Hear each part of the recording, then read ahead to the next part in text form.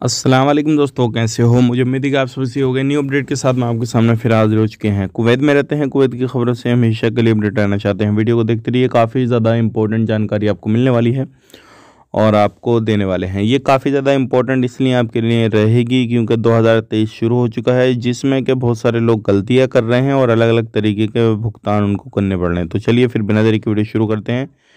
Channel को पहली बार देख रहे हैं, सब्सक्राइब कर लें, बेल आइकन ज़रूर प्रेस कर दें। सबसे पहले हम बात कर लेते हैं यहाँ पे जो बड़ी खबर आ रही है निकल के। अगर आप कुवैत में रहते हैं तो कुछ चीज़ों का ध्यान रखना बहुत ज़्यादा ज़रूरी है। सबसे पहले हम बात कर लेते हैं यहाँ पे मौसम विभाग की तरफ से। आज है जुमेरात, तो आज बारिश का मौसम बताया जा रहा है, तो कहीं पर भी निकलते हैं तो थोड़ा ध्यान रखें, सावधानी बरतें।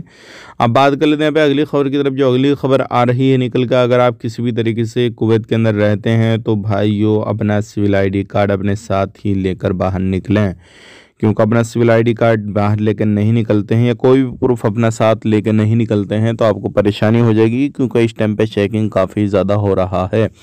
चाहे मोबाइल आईडी एप्लीकेशन अपने फ़ोन के अंदर डाउनलोड करके रखें, उसमें अपना जो भी प्रूफ है वो शो कर दें, लेकिन ऐसा नहीं है कि बिना प्रूफ के आप बाहर निकलेंगे तो परेशानी तो 100% आपको होनी ही है।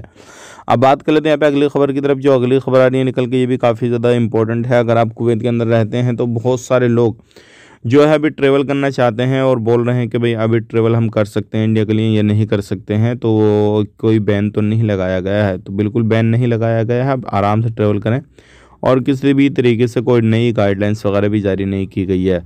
जो लोग कमेंट कर रहे हैं कि भाई नई गाइडलाइंस जो पीसीआर को लेकर जो है, और जो मार्क्स वगैरह, सोशल डिस्टेंसिंग वगैरह, और जो है इस तरीके से जो नया कानून है वो अभी लागू किया नहीं किया। तो देखिए, मैं आपको बताना चाहूँगा, जो लोग चीन से आ रहे हैं उनके लिए हैं ये सारी चीज़ें, उनको इसके बिना सफ़र करने नहीं दिया जाएगा। लेकिन जो आप अरबी कंट्रियों से सफ़र करेंगे तो आप कर सकते हैं, लेकिन मार्क्स वगैरह का ध्यान रखें, सोशल डिस्टेंसिंग का ध्यान रखें, बाकी कोई भी प्रॉब्लम नहीं है।